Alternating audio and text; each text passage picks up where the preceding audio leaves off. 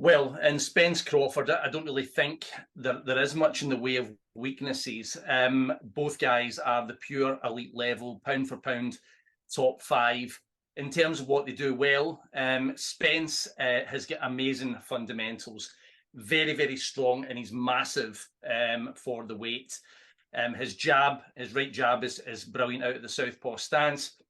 He's got the experience. He's mixed with better competition at welterweight than Bud has. So he can do it all. I also think that I know we've seen him shaken up before, but I think he's generally bulletproof. So I think it'll be very difficult for Bud to get him out of there.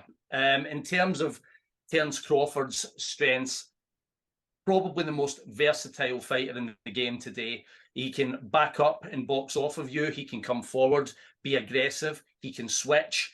He is absolutely out of this world as a prize fighter. And despite the fact that Spence has got the size on him, I think that because Crawford can fight in a variety of different styles, I think it's going to be very difficult for Spence to prepare for Crawford because he doesn't know exactly what's coming.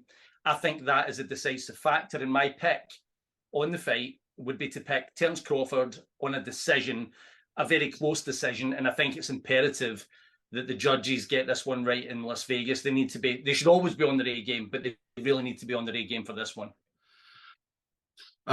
Spence Crawford for me, and I can imagine for most people, is the best of the bunch. I think I do think this fight will entertain. I can't imagine it being a shocker. I hope it entertains because it's on my birthday for starters.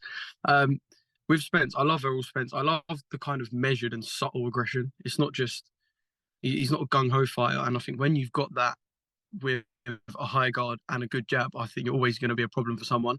But Crawford's just a master. Like the way he moves, switching stances, yet still maintaining the same output of shots is just like nothing I've ever seen. I'm no boxing historian, but I can't even think of fighters I've watched going back who I can compare stylistically to Crawford.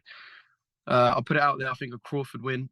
I think maybe 2018 you can call this like a razor close fight. I don't think it's the same anymore. I think Crawford's so good at adapting to what people bring. I just think his IQ is going to be too much. And obviously, I was looking the other day when I was writing about this. With common opponents, it's difficult because with Brook and Porter, Spence fought the better versions of both. But despite being the bigger man, he was kind of moved a bit more back by both. Whereas I think Crawford, size or not, is just not going to get bullied. He's not going to get bullied. So I just see Terence Crawford. I think he could stop Errol Spence. Errol has got a good chin. I can't see Errol pushing Crawford back. Like I said, I don't see him getting pushed back by anyone. And you might land one shot on Crawford, but you're not going to land two. You're not going to land three. So I think Spence would have to throw the shot of his life. So, yeah, for me, Crawford, just IQ, the way he adapts, and the fact that the inactivity around Errol Spence, just got to go Terence Crawford for that. And I'm a massive fan of his. So I've been, not team Crawford, but I've been rooting for Crawford in that fight for even when I think it was close. I think I'm probably like everybody else, but I'm just delighted this fight has eventually been made. There's probably a part of me that still doesn't think it will happen until they enter the ring on the night. If you had to ask me about both guys and who I think probably is the favourite, I would edge towards Crawford. I think everything that's happened to Spence outside of the ring will probably play a part ultimately. I think his personal life, the car crash, all the other things that have been going on. Obviously a supreme athlete and a really, really good technical boxer. For me, he probably just doesn't have that momentum anymore, which sounds a bit ironic because Crawford's been a bit stop-start. I probably favour Crawford because of his natural finishing ability. I think the angles that he picks those vicious shots from, as soon as he's got a man hurt, and obviously his opponents haven't been up to the standard of Errol Spence, but he's a clinical finisher. And I think probably when you're weighing up both guys' strengths and weaknesses, I think that could be the difference. I'll pick Crawford. I'll pick him probably either a tight decision, but I wouldn't be surprised if he stops Errol Spence between 10 and 12. This is a fight I've been talking about for years. And for years, I'm going to still back the same man. I'm going with Terence Crawford. he's saying that he can stop Errol Spence. I don't think that's going to happen. Spence is a very, very durable fighter. He's a very clever fighter. People don't realise he's got these lovely little sneaky lean backs that he does, and he gets some great counter work off it as well. My only sort of thing was that after he had that car crash, where he was going at ridiculous speeds in the Ferrari, and then he came back and he fought sort of Danny Garcia and Ugas. Now the Danny Garcia fight, for me, I don't think he really excelled in that fight. It was almost like there was a little bit of ring rust.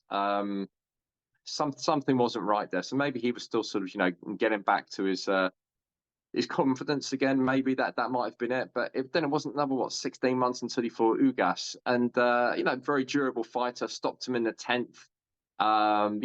He certainly earned his stripes again there. But I just think that Crawford, if you look at what he's done in his last, say, 4 or 5 fights, and you compare that against Errol Spence. Now, let's just go through, sort of Spence's last few fights. The Ugas fight, he won 10th round TKO. Then the ones before that, Garcia was a unanimous decision. Sean Porter was split decision. Mikey Garcia, who, got everything from 126 pounds upwards. Yeah, it was a one-sided sort of, shutout.